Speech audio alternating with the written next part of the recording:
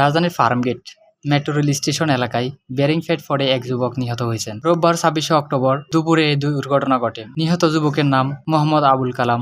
তিনি শরীয়তপুরের নড়িয়া উপজেলার ঈশ্বরকাঠি গ্রামের বাসিন্দা বলে জানা গেছে। বিষয়টি নিশ্চিত করেছেন ঢাকা মহানগর পুলিশের তেজগাঁও জোনের সহকারী কমিশনার মোহাম্মদ আক্কাস আলী। তিনি জানান, নিহতের পাসপোর্ট থেকে তার পরিচয় নিশ্চিত করা গেছে। প্রত্যক্ষদর্শীদের বরাত দিয়ে পুলিশ জানায়, দুপুরে ফার্মগেট মেট্রো রেল স্টেশনের কাছের ফিলার থেকে একটি বেয়ারিং ফেড নিচে পড়ে যায়।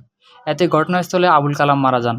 দুর্ঘটনার পরপরই মেট্রো রেল চলাচল সাময়িকভাবে বন্ধ ঘোষণা করে কর্তৃপক্ষ। ঢাকা মেস ট্রানজিটের কোম্পানি লিমিটেড মহাব্যবস্থাপক ইখতিয়ার হোসেন জানান, একটি বেয়ারিং ফেড নিচে পড়ে দুর্ঘটনা ঘটেছে। নিরাপত্তার স্বার্থে দুপুর 12:30 থেকে মেট্রো রেল চলাচল সাময়িকভাবে বন্ধ রাখা হয়। এর আগে 18 সেপ্টেম্বর রাজধানীর খামারবাড়ি এলাকায় মেট্রো রেলের আরেকটি ফিলার থেকে বেয়ারিং ফেড খুলে পড়ে। তখন ট্রেন চলাচল বিঘ্ন ঘটে। উত্তরা মতিঝিল রুটের মেট্রো রেল চলাচল শুরু। মেট্রো রেল চলাচল এখনো স্বাভাবিক হয়নি, চলছে খসে পড়া পেড মেরামতের কাজ। মতিঝিল শাহবাগ রুটে চলাচল শুরু। মেট্রো রেল বেয়ারিং ফেড খুলে পড়ার কারণ অনুসন্ধান কমিটি গঠন করা হয়েছে।